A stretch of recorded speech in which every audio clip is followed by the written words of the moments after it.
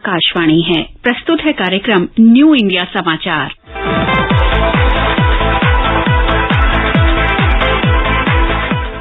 नमस्कार, आकाशवाणी के समाचार सेवा प्रभाग में आपका स्वागत है। लाल किले से मैंने पंच प्राणों की बात कही है। आज साबरमती के तट पर इस पुण्य प्रवाह के सामने, ये पवित्र स्थान पर मैं पंच प्राणों को फिर से दोहराना चाहता हूं।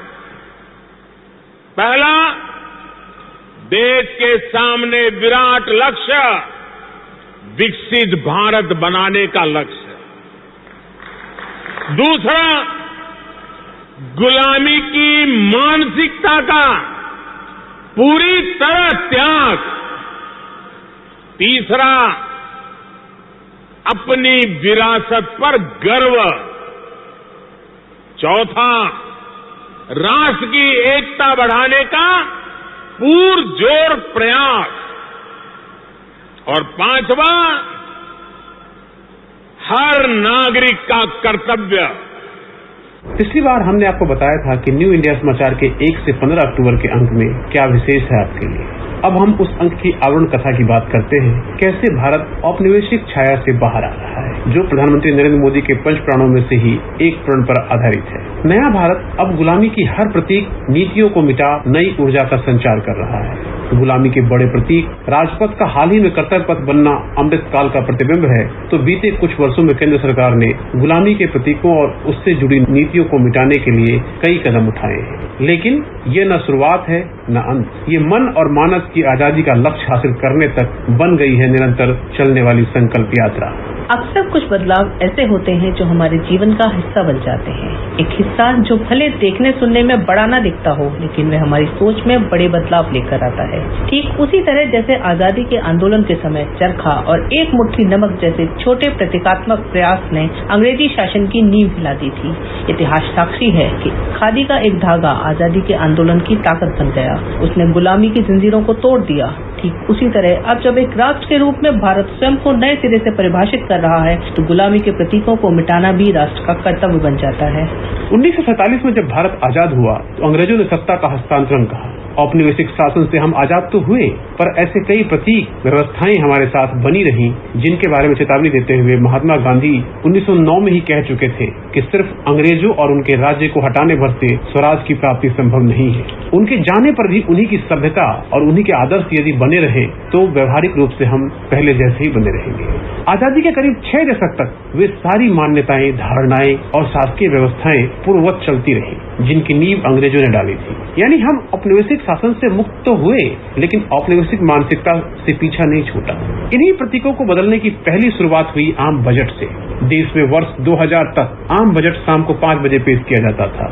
अंग्रेजी शासनकाल की यह परंपरा आजादी के 5 दशक से अधिक समय तक बनी रही। अंग्रेजों के समय यह परंपरा इसलिए बनाई गई थी कि लंदन में बैठे अंग्रेजी हुक्मरान सुबह के 11 बजे उस बजट को सुन सके। पहली बार अटल बिहारी वाजपेयी की सरकार ने इस समय को बदला और 2001 से दिन में 11 बजे बजट पेश करना शुरू हुआ। प्रधानमंत्री नरेंद्र मोदी ने 2 कदम आगे बढ़ाते हुए बजट की तारीख को 28 फरवरी की जगह 1 फरवरी किया और 92 साल पुरानी परंपरा को तोड़ते हुए रेल बजट का आम बजट में विलय कर दिया।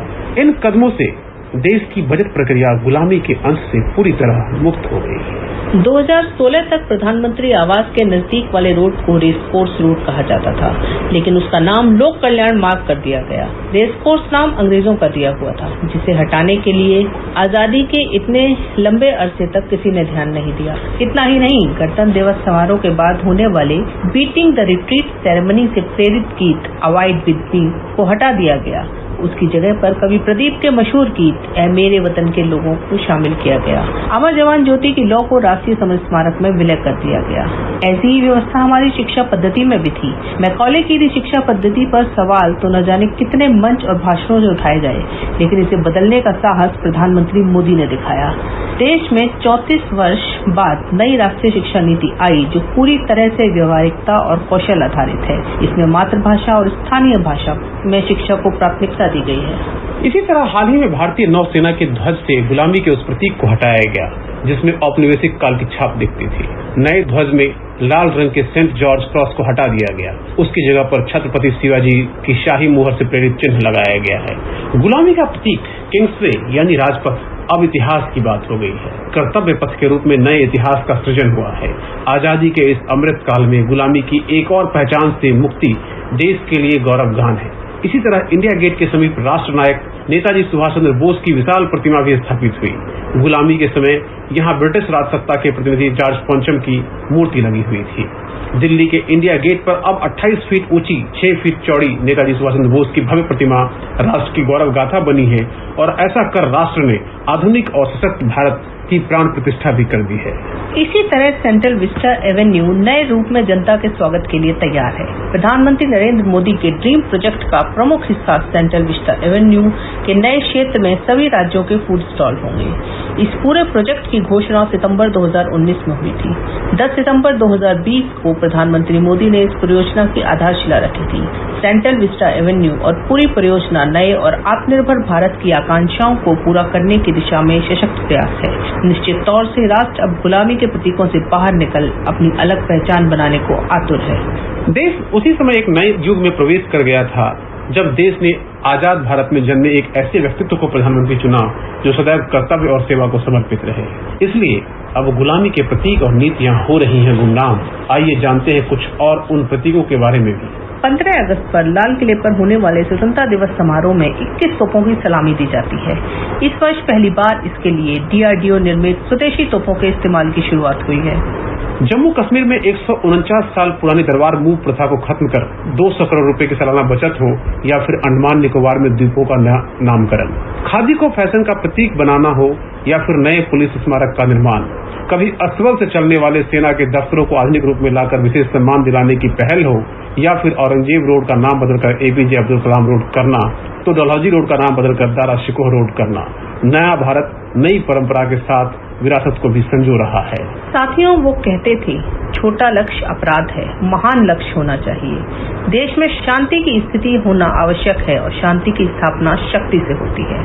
जी हाँ, हम बात कर रहे हैं मिसाइल मैन के नाम से मशहूर भारत रत्न और पूर्व राष्ट्रपति APJ अब्दुल कलाम की। इस 15 अक्टूबर को उनका जन्मदिन है और उनका जन्मदिन राष्ट्र के युवाओं के लिए प्रेरणा है। न्यू इंडिया समाचार अपने इस अंक में कलाम साहब को कृतज्ञ राष्ट्र की ओर से नमन करता है। भारत के लिए उनके 3 स्वप्न थे, स्वतंत्रता का, विकसित राष्ट्र का और भारत विश्व की बराबरी में खड़ा हो। आज का भारत उनके संकल्पों की राह पर तेजी से चल रहा है।